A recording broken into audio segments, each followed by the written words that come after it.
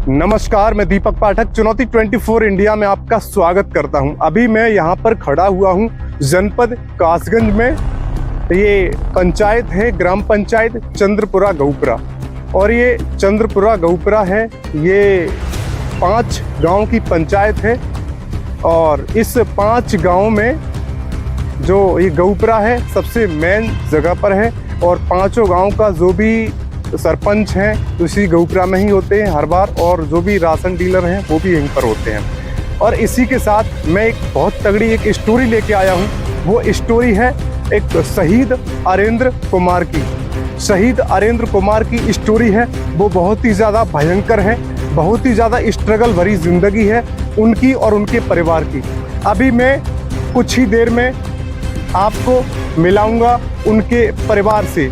पहले मैं उनके परिवार के बारे में बता दूं कि उनके परिवार में अभी यहाँ पर फिलहाल केवल बच्चे हैं और उनकी एक माताजी हैं। सबसे पहले मैं बता दूं कि उनके जो पिताजी रहा करते थे वो एक डॉक्टर थे, जो सरकारी सेवाएं अपनी पंचायत में देते थे और दवाइयों को वितरित करते थे। और उनका जो जीवन था बहुत ही संघर्षपूर्ण जीवन था, और उनके 3 बेटे हुआ करते थे। उनमें से केवल आज अभी एक ही बेटा मौजूद है, वो भी सीमा पर मौजूद है और अपने देश की रक्षा कर रहे हैं और अपने परिवार का पालन पोषण कर रहे हैं। मैं बता दूं आपको कि 3 बेटे थे, उनमें से एक ही हैं, और अभी जो उनके पिता थे अभी फ़िलहाल वो इस दुनिया में नहीं है। और बहुत ही अच्छी आदत थी उनकी, और जब वो अपना जीवन बहुत अच्छा व्यतीत कर रहे थे, मेरा भी आमना सामना हुआ था उनसे। शायद जो भी आप लोग देख रहे हैं शायद आप भी उनसे परिचित होंगे। बहुत ही हंसमुख, बहुत ही दिल खुश इंसान थे, और उनका जीवन बहुत अच्छी तरीके से चल रहा था कि इसी के साथ भगवान को मंजूर था कि एक उनके बेटे का सिलेक्शन हुआ जिनका नाम था अरेंद्र कुमार। उनका सिलेक्शन हुआ CRPF केंद्रीय रिजर्व पुलिस फोर्स में, और केंद्रीय रिजर्व पुलिस फोर्स में उनका सिलेक्शन हुआ।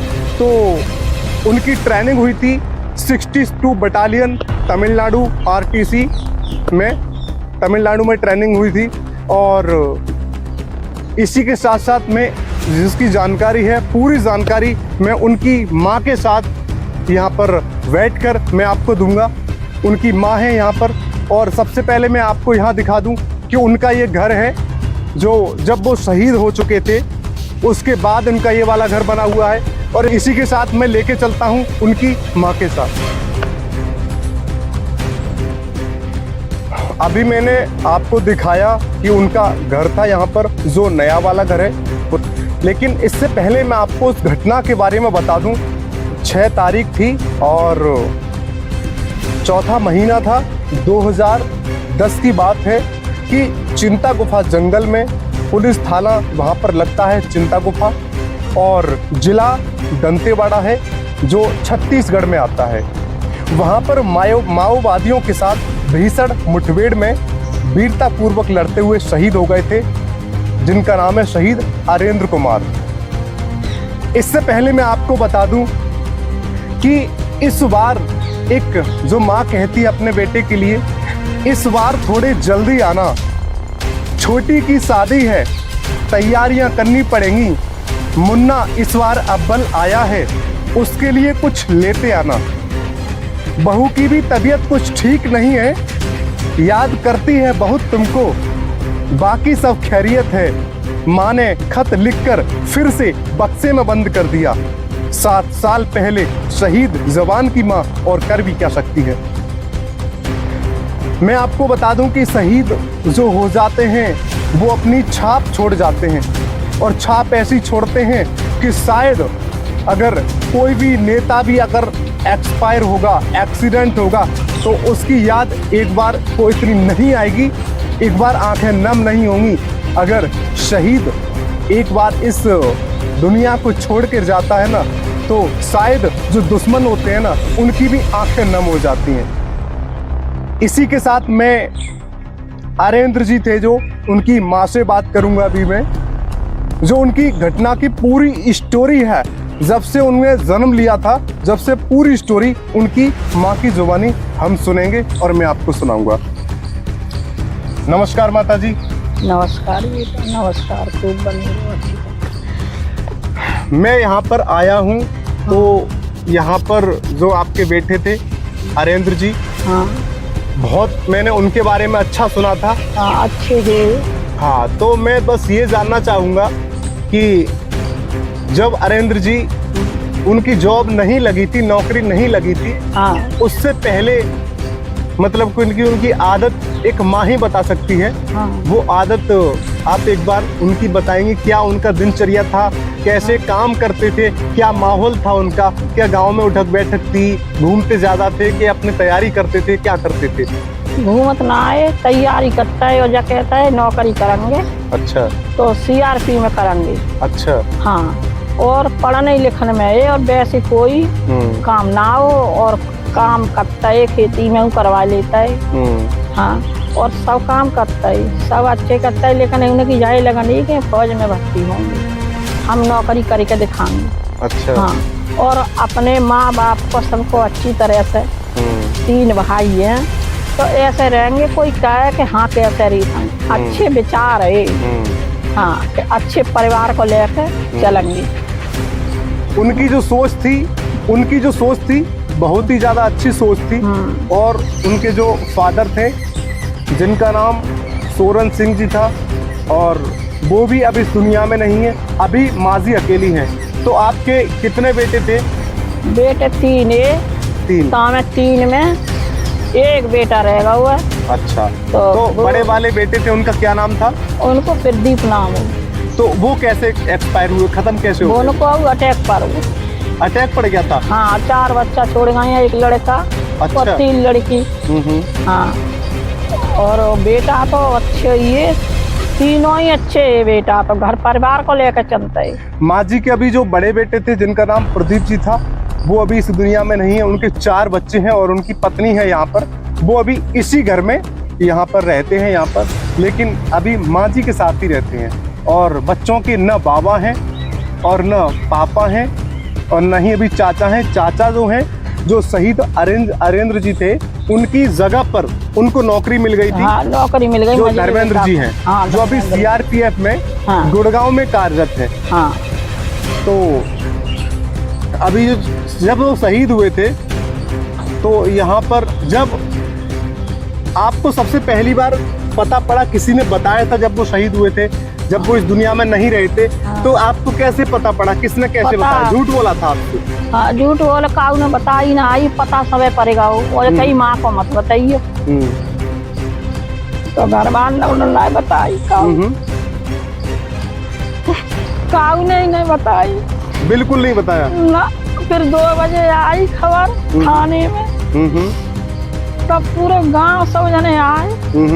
हाँ, तो माँ को तो अब कोई बुझन बार तक ना है। और जब देश की सेवा में बेटा चलोगा, और ये मैंने ऐसे पत्थर छाती में धर के दूसरा बेटा फिर दे दो है। अब माँ की कोई बूझन बार ना है, कोई अधिकारी है, कोई न बूझत। बेटा बूझत है, बच्चा छोटे बड़े बेटा के हैं, और छोटे बेटा की तो शादी है ना, वही भी की तो।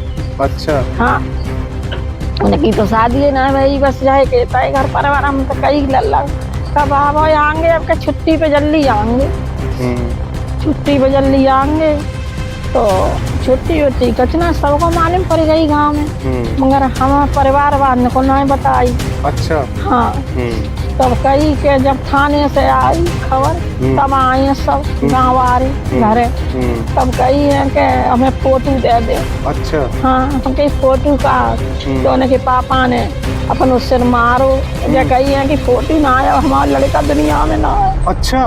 हाँ, क्या ना आए दुनिया में। तो पुलिस वाले बोले नहीं भाई, हम फोटो लेने आए हैं। अच्छा। और तुम्हारा बेटा हैगा, पैर में चोट लग गई। अच्छा, जब तक वो यहाँ पे आए नहीं थे या सोरो थाने में आ चुके थे? हाँ, सोरो थाने में आ चुके थे। हाँ, सोरो थाने में आए गए, नहीं आए गए।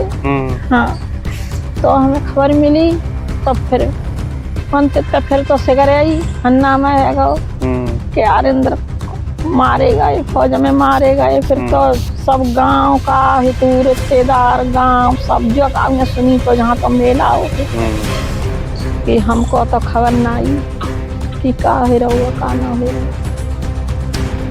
अभी जो माँ ने स्टोरी सुनाई थी, माँ जी बहुत ज़्यादा भावुक हो चुकी हैं अभी।